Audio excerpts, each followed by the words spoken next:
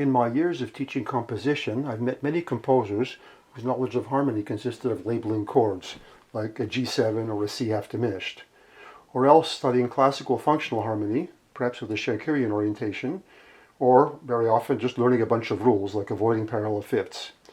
These methods, unfortunately, are not always useful in looking at music with more complex harmony that doesn't seem to follow the same rules.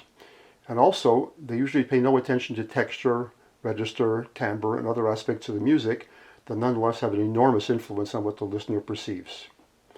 This new video, and the following ones in this series, will continue the modern harmony videos, but instead of focusing on specific techniques, as in the previous ones, we'll now center on specific composers, examining the logic behind their harmonic styles. You can find the link to the Modern Harmony series below.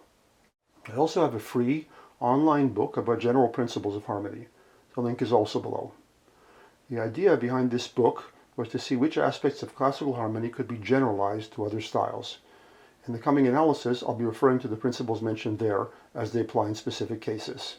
So we'll look at music by Ravel, Debussy, Bartók, Stravinsky, and other composers to better understand how their music makes harmonic sense. The first work I want to look at is Nocturne, the first movement of Ravel's Miroir. Here Ravel uses many harmonic techniques typical of his style.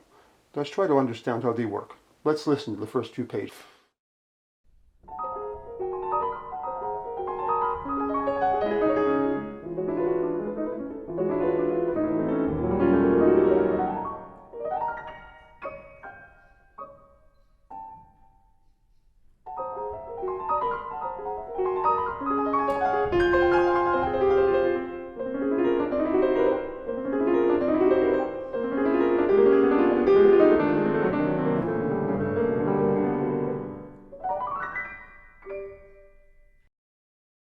The key signature here is D flat major, but it's clearly not tonal in the sense that Mozart is tonal.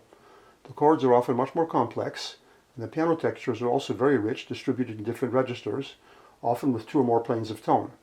When you listen, the whole doesn't sound arbitrary. It seems to breathe, to have a sense of direction. How does Ravel accomplish this? If you look at the first two bars, we can see there are two planes of tone. The left hand is arpeggiated dominant seventh chords, while the right hand alternates between single notes, sometimes chromatic, and intervals of thirds or fourths. The bass line in the left hand, the lowest notes on each beat, turns around A flat. The G flat and the B flat on the second and third beats act like neighbor notes to the A flat dominant seventh on the downbeat. And indeed, when measure 3 arrives, the bass is clearly D flat. So these bars are, overall, a kind of dominant tonic progression in D flat major. The right hand colors the harmony with these chromatic tones, but the bass line is quite clear. Even in measure 3, the D flat major chord is momentarily colored with an E natural, instead of the normal F. So while the right hand here is diatonic in D flat major, the left hand adds a touch of D flat minor. What's important here is the difference between the first two bars and the third bar. The first two bars contain lots of chromatic notes, and the third bar contains only one. Rather like classical dissonance and consonance, these degrees of chromaticism at various places in this piece will vary, and these variations help to give the music the feeling that it breathes. It's not just gray overall. In measure 4 and 5, the opening idea returns, but the harmonic rhythm is different. Instead of a different bass note on every beat, the first two beats are dominant chords of A major, and the last beat is the tonic. So these two bars are further from the D flat major home key, and thus a bit more intense. Notice also the register has changed. Now we're in the middle register. After this, we go into a lower register with an arpeggio on what sounds like a dominant ninth chord based on E flat. This arpeggio includes a couple of chromatic notes as well, F sharp and A natural. Then when it's echoed higher, in measure 7, there's a D natural as well, introducing a bit more novelty. But the amount of chromaticism is definitely less than the preceding bars, creating a kind of relaxation. In measure 8 and 9, the rhythm slows down to eighth notes, and the texture becomes just chords. These parts contain only major seconds touching on a whole tone scale. Why a whole tone scale? Well, since a whole tone scale contains no semitones, it has no harmonic tension. Here it acts like a cadence for the opening section.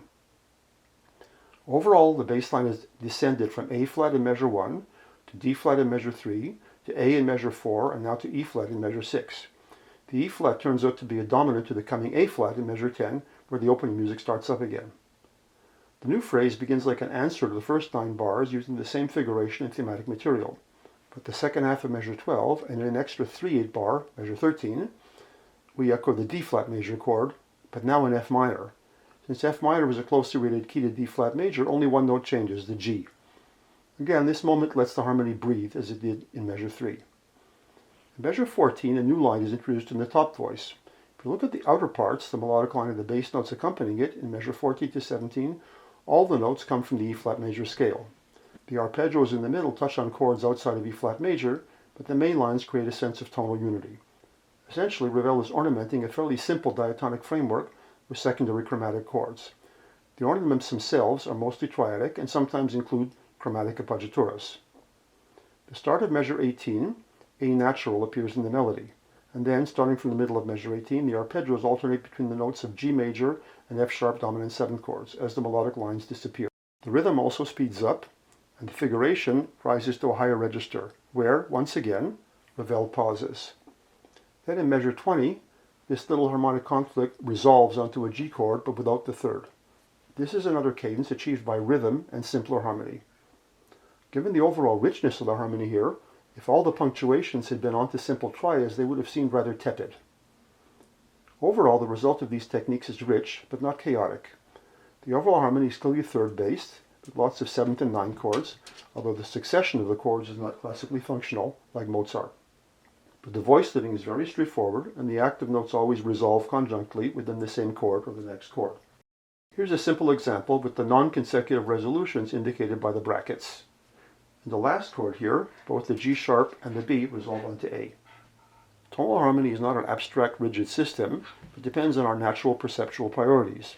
Thus it can be extended in all kinds of ways as long as they respect what's audible. Ravel takes advantage of the way our ears prioritize the outer parts and the way that conjunct motion connect even notes that aren't in immediate succession, as long as they appear in successive chords. Since the movement of the outer parts is usually fairly diatonic, we perceive the varying degrees of chromaticism in the inner parts as degrees of tension, allowing the music to breathe.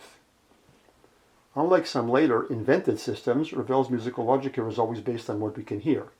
The result is rich but coherent and results in musical phrases, which of course the performer has to emphasize. A simple example. Here's the little example we had in measure 16, with all the notes played exactly equal. Without the main lines highlighted and phrased, the audible result is quite chaotic. Now the same example with the outer parts highlighted and phrased. As we see here, music is definitely not a democracy. Our minds automatically prioritize certain things. This enables us to perceive the world much more richly than if everything was equal, since we can't take in or remember very many things at once. By prioritizing perception into layers, we can also understand things that aren't always side by side, like the notes in the main melodic line. To sum up, Ravel's harmonic style is based on fairly simple diatonic pillars, which are filled with elaborate, often more chromatic ornamentation. So in addition to the provisional gradations of consonance and dissonance, there are also gradations of chromaticism, varying numbers of notes outside the key, which make the music more or less intense. It feels like it breathes.